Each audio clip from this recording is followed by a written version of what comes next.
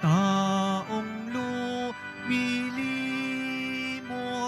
awa mo'y ihulog.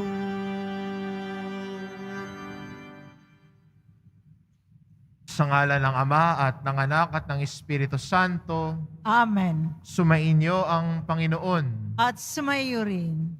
Mga kapatid, aminin po natin ang ating mga kasalanan upang marapat tayong gumanap sa banal na pagdiriwang. Inaamin ko Sa makapangyarihang Diyos at sa inyo mga kapatid, na lubha akong nagkasala sa isip, sa salita at sa gawa, at sa aking pagkukulang. Kaya isinasamo ko sa mahal na Birheng Maria, sa lahat ng mga anghel at mga banal, at sa inyo mga kapatid, na ako'y ipanalangin sa Panginoong ating Diyos. kaawaan tayo ng makapangyarihang Diyos, patawarin tayo sa ating mga kasalanan, at patnubayan tayo sa buhay na walang hanggan. Amen. Panginoon, kaawaan mo kami. Panginoon, kaawaan mo kami. Kristo, kaawaan mo kami. Kristo, kaawaan mo kami. Panginoon, kaawaan mo kami. Panginoon, kaawaan mo kami. Manalangin tayo.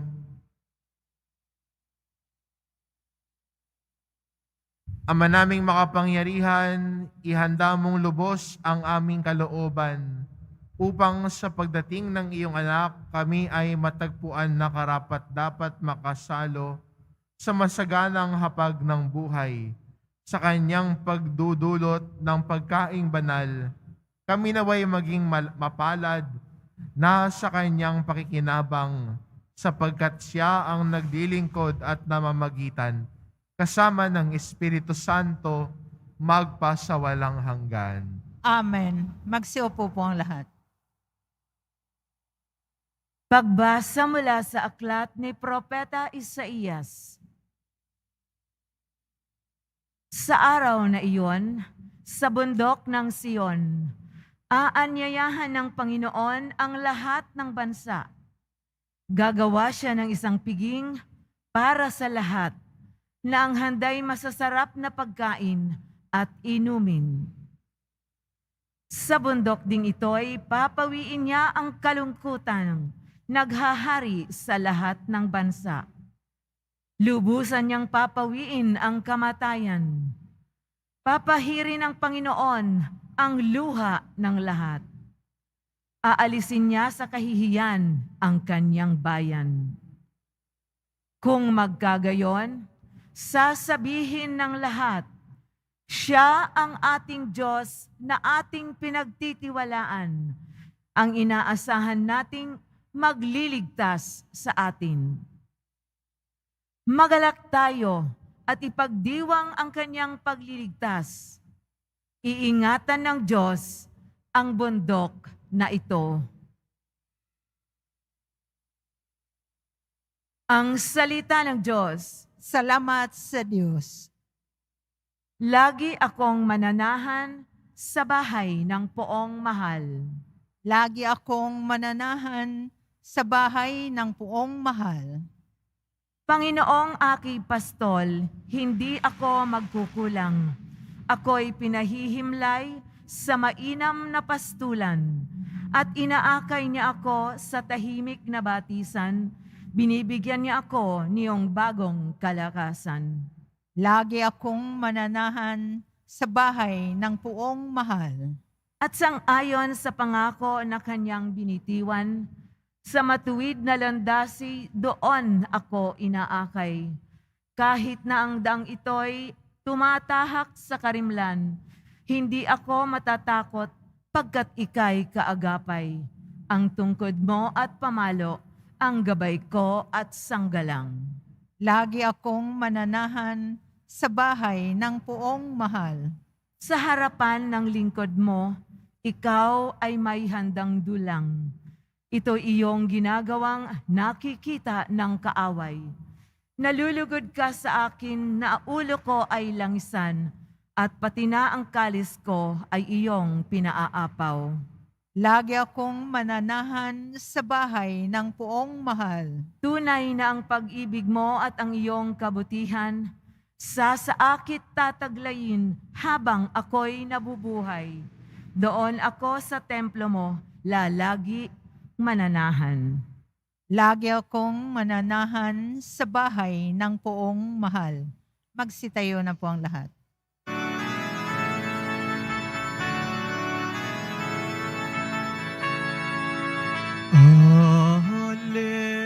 Hallelujah,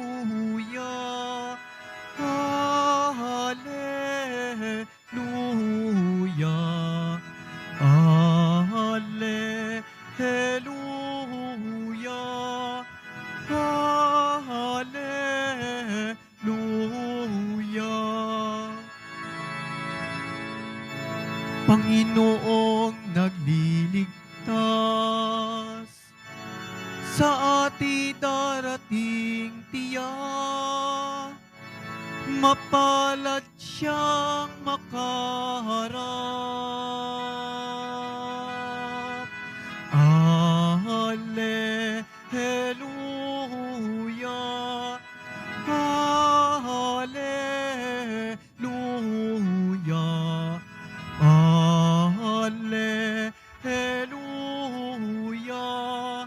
Hallelujah.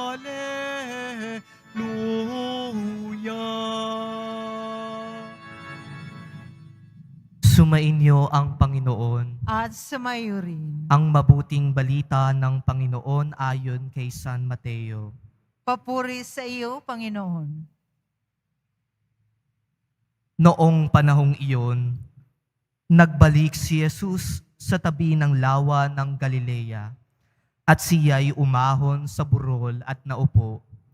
Nagdatingan ang napakaraming tao na may dalang mga pilay, bulag, pingkaw, pipi at marami pang iba.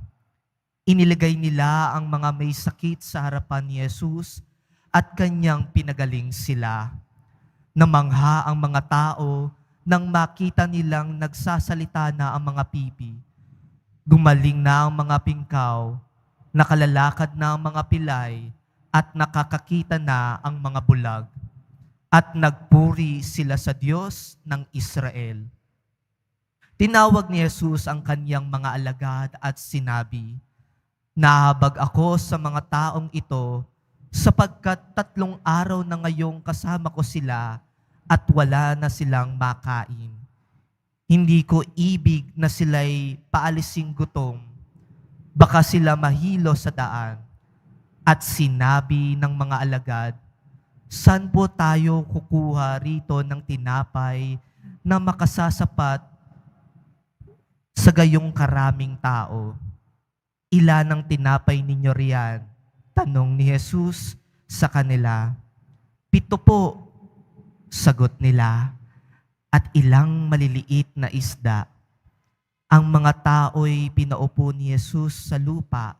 Kinuha niya ang 7 tinapay at ang mga isda at nagpasalamat sa Diyos. Pagkatapos, pinagpira-piraso niya ang mga iyon at ibinigay sa mga alagad para ipamahagi sa mga tao. Kumain ng lahat at nabusog, at nang tipunin nila ang mga tinapay na lumabis, nakapuno sila ng 7 bakol na malalaki. Ang mabuting balita ng Panginoon. Pinupuri ka namin, Panginoong Heso Kristo. Magsiupo po ang lahat. Isang mapagpalang umaga po sa inyong lahat, mga kapatid ko kay Kristo. Tunay nga pong kay buti ng Diyos dahil muli na namang tayong pinagtipon-tipon at pinagsama-sama upang maparangalan, mapurihan at mapasalamatan siya sa misang ito. Sa tuwing may madadaanan kang pulubi, namamalimos, nanghihingi ng kaunting makakain, anong nararamdaman mo? Anong ginagawa mo? Sa tuwing sasakay ka ng jeep, tapos biglang may sasakay ding badyaw, mag-aabot sa'yo ng sobre o di kaya'y magpupunas ng sapatos mo. anong reaksyon mo? Anong ang respond mo? Sa pagpunta mo dito sa simbahang ito, ilang tao ang nadaanan mong nangangailangan ng tulong? Nung nakita mo sila, ano ang pakiramdam mo? At ano ang ginawa mo? Madalas sa tuwing nakakakita tayo ng mga tao sa kalsada na nangangailangan, walang-wala, madumi, may kapansanan at kung ano-ano pa, madalas tayo ay naaawa, nahahabag. Kawawa naman yung taong iyan. Nakakadurog ng puso na makita silang nahihirapan. At kung minsan pa yung iba ay maiyak-iyak pa, no? Dahil sa awa. Pero ang tanong, saan ka dinadala ng iyong awa at habag? Ano ang ginagawa mo matapos kang maawa at mahabag sa kanila? Sa ating ebanghelyo ngayon, ipinakita ni Jesus kung paano ang kanyang awa at habag ay nagdala sa kanya sa pagmamalasakit at pagtulong sa mga tao. Sa unang parte po ng ating ebanghelyo, narinig natin sa kung paano naghimala si Jesus sa mga may sakit, sa mga bulag, pipe, bingi at pilay. Sa kung paano niya pinagaling at tinulungan ang mga iyon dahil na rin sa awa at habag niya. At sa ikalawang parte ng ating ebanghelyo, narinig naman natin sa kung paano naghimala si Jesus upang may makain ang mahigit na 4,000 katao na sunod ng sunod kay Jesus. Naawa at nahabag si Jesus dahil 3 araw na silang kasama at ang mga iyon ay walang makain na. Kaya sa iilang tinapay at maliliit na isda na mayroon sina Jesus, hinati-hati niya iyon at ipinamahagi sa kanila. Ito ay hindi lang naging sapat, kundi sobra-sobra pa para sa kanila.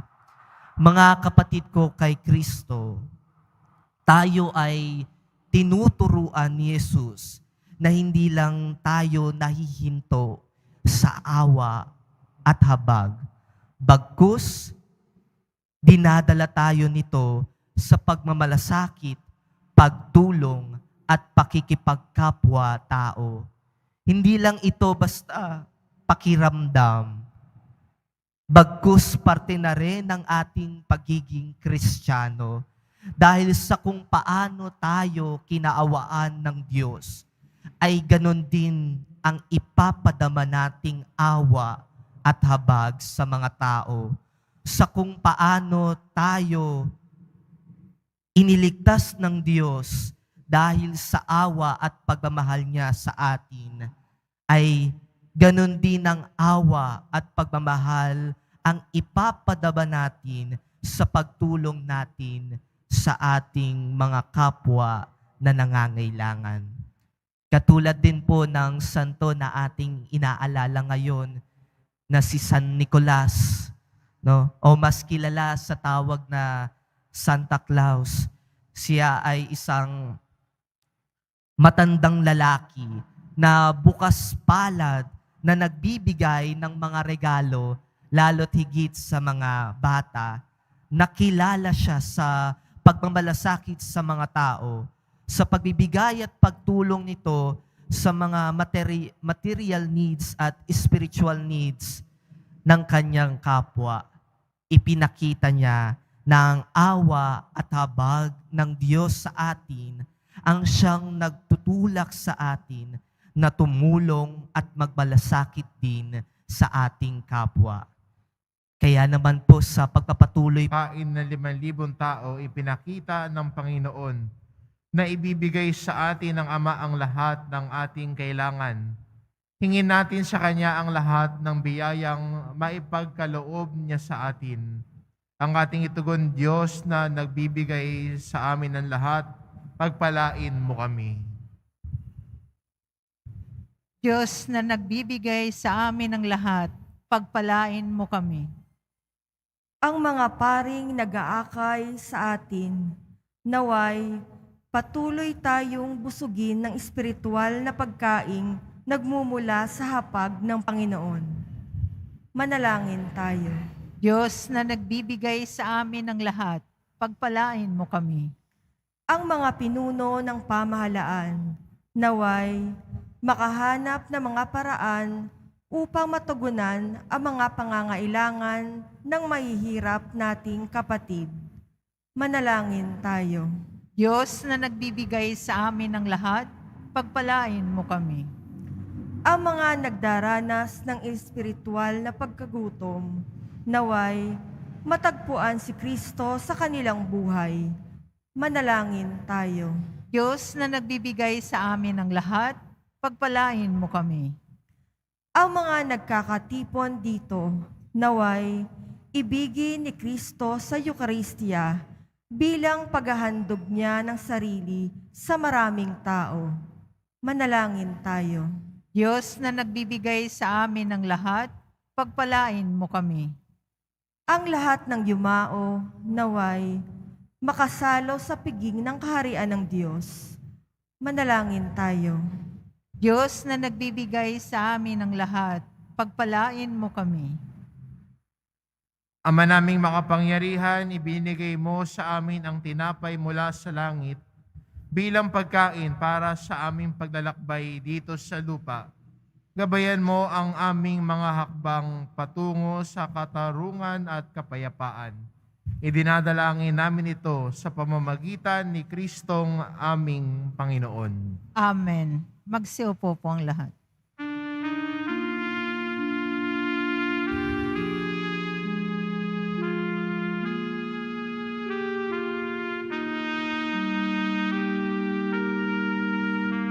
Panginoon, aming handog ang tinapay at alak, alay ng bayang umaasa sa pagdating mo.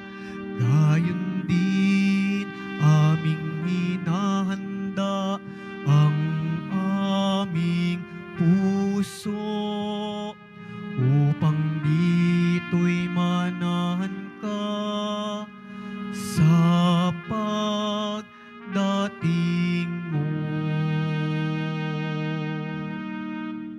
Magsitayo na po ang lahat. Manalangin kayo mga kapatid upang ang paghahain natin ay kalugdan ng Diyos amang makapangyarihan.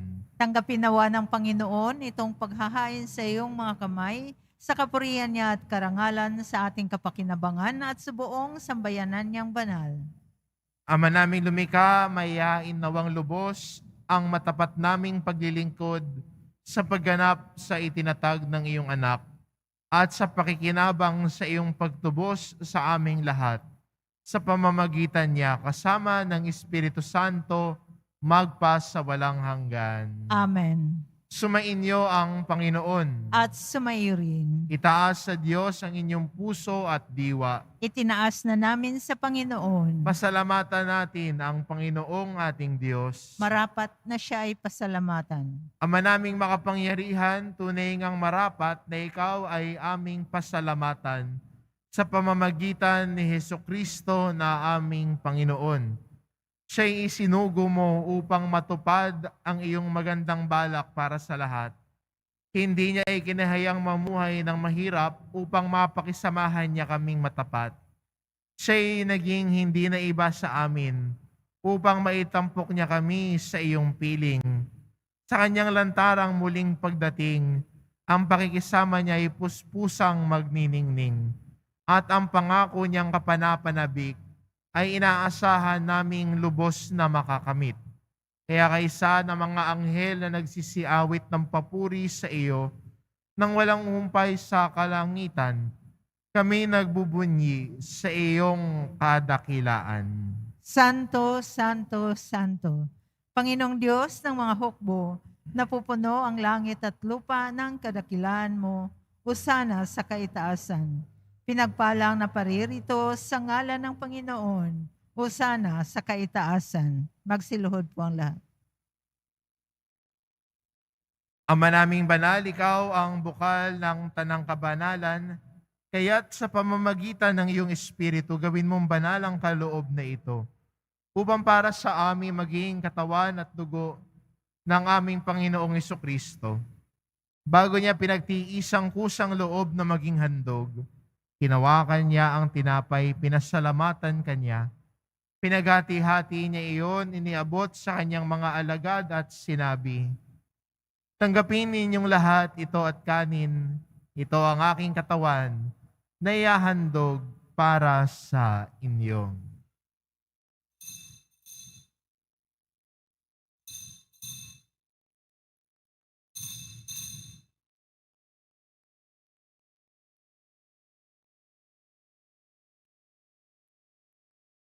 Gayon din naman, nung matapos ang hapunan, hinawakan niya ang kalis. Muli kanyang pinasalamatan. Iniabot niya ang kalis sa kanyang mga alagad at sinabi, "Tanggapin ninyong lahat ito at inumin, ito ang kalis ng aking dugo, ng bago at walang hanggang tipan. Ang aking dugo na ibubuhos para sa inyo at para sa lahat, sa ikapagpapatawad ng mga kasalanan. Gawin ninyo ito sa pag-alala sa akin."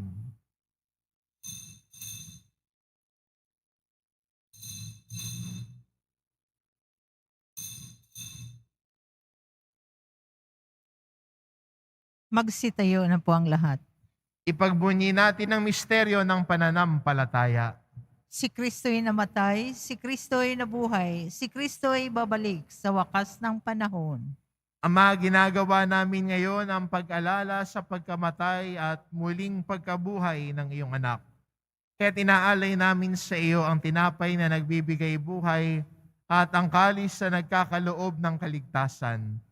Kami nagpapasalamat dahil kami iyong minarapat na tumayo sa harap mo para maglingkod sa iyo. Isinasamo namin kaming magsasalo-salo sa katawan at dugo ni Kristo ay mabuklod sa pagkakaisa sa pamamagitan ng Espiritu Santo. Ama, lingapin mo ang iyong simbahang laganap sa buong daigdig. Puspusin mo kami sa pag-ibig, kaisa ni Francisco na aming Papa at ni Jose na aming Obispo at ng Tanang Kaparian. Alalahanin mo rin ang mga kapatid naming nahimlay na may pag-asang sila'y muling mabubuhay, gayon din ang lahat ng mga pumanaw. Kaawaan mo sila at patuloyin sa iyong kaliwanagan. Kaawaan mo at pagindapatin kaming lahat na makasalo sa iyong buhay na walang wakas. Kaisa ng mahal na Birheng Maria na Ina ng Diyos, ng kabiyak ng puso niyang si San Jose, kaisa ng mga apostol at ng lahat ng mga banal na namuhay dito sa daigdig ng kalugod-lugod sa iyo, maipagdiwang nawa namin ang pagpupuri sa ikararangal mo sa pamamagitan ng iyong anak na aming Panginoong Hesukristo. Sa pamamagitan ni Kristo, kasama niya at sa Kanya, ang lahat ng parangal at papuri ay sa iyo, Diyos Amang makapangyarihan, kasama ng Espiritu Santo, magpa sa walang hanggan. Amen.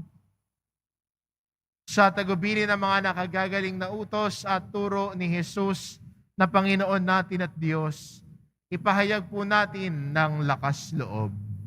Ama namin, sumasalangit ka, sambahin ang ngalan mo, mapasa amin ang kaharian mo, sundin ang loob mo dito sa lupa para nang sa langit. Bigyan mo kami ngayon ng aming kakanin sa araw-araw at patawarin mo kami sa aming mga sala para ng pagpapatawad namin sa nagkakasala sa amin. At huwag mo kaming ipahintulot sa tukso at iadya mo kami sa lahat ng masama. Hinihiling namin kami adya sa lahat ng masama, pagkalooban ng kapayapaan araw-araw. Iligtas sa kasalanan at ilayo sa lahat ng kapahamakan. Samantalang aming pinananabikan ng dakilang araw ng pagpapahayag ng tagapagligtas naming si Heso Kristo. Sapagkat iyo ang kaharian at ang kapangyarihan at ang kapurihan magpakailanman. Amen. Panginoong Hesukristo, sinabi mo sa iyong mga apostol, kapayapaan ang iniiwan ko sa inyo, ang aking kapayapaan ang ibinibigay ko sa inyo. Tungayan mo ang aming pananampalataya at huwag ang aming pagkakasala. Pagkalooban mo kami ng kapayapaan at pagkakaisa ayon sa iyong kalooban, kasama ng Espiritu Santo, magpasawalang hanggan. Amen. Ang kapayapaan ng Panginoon ay laging sumainyo. At sumayo rin. Magbigayan kayo ng kapayapaan sa isa't isa. Kordero ng Diyos na nag-aalis ng mga kasalanan ng sanlibutan, maawa ka sa amin. Kordero ng Diyos na nag-aalis ng mga kasalanan ng sanlibutan, maawa ka sa amin. Kordero ng Diyos na nag-aalis ng mga kasalanan ng sanlibutan, ipagkaloob mo sa amin ang kapayapaan. Magsiluhod po ang lahat.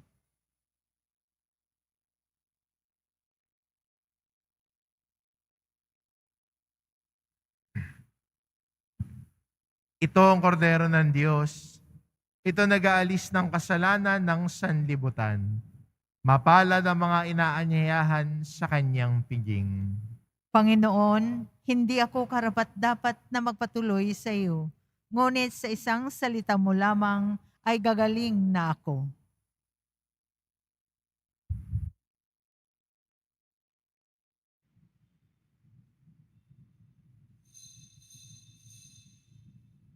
Para sa lahat ng tatanggap ng banal na komunyon, sasagot po tayo ng amen pagkasabi ng pari ng lay minister ng katawan ni Kristo at isubo agad sa bibig bago malis sa harapan ng pari o ng lay minister.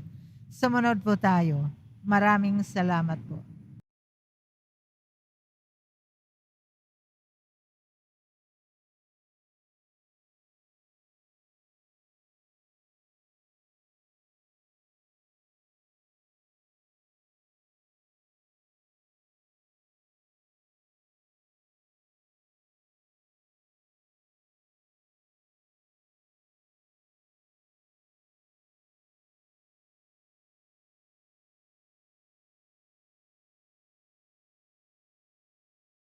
Manalangin tayo. Ama naming mapagmahal, ang pinagsaluhan namin ngayon sa ikapagpapatawad ng mga kasalanan ay mapaging dapat nawang aming maging handa para sa Pasko ng pagsilang ng iyong anak na siyang namamagitan kasama ng Espiritu Santo magpasawalang hanggan. Amen. Sumainyo ang Panginoon. At sumayo rin. Mahal na pong Hesus Nazareno, inihayag mo sa pamamagitan ng krus ang walang maliw na pag-ibig ng Diyos sa sangkatauhan. Pakinggan mo ang kahilingan ng iyong angkan na nagsusumamo sa iyo. Makamtanawa nila ang iyong katugunan at tanggapin ang kasagutan na may utang na loob na tinatanaw. Basbasan din po ninyo ang mga may dala-dala nilang imahen at dasalan. Sa pamamagitan ng bendisyon na ito, naway maalala nila ang mga pangako nila noon sa binyag, na ikaw ang kanilang iibigin at paglilingkuran bilang Panginoon magpasawalang hanggan. Amen. At pagpalain kayo ng ating mapagmahal na Diyos, ang Ama at ang Anak at ang Espiritu Santo. Amen. Humayo kayong taglayang kapayapaan ng poong Jesus Nazareno. Salamat sa Diyos.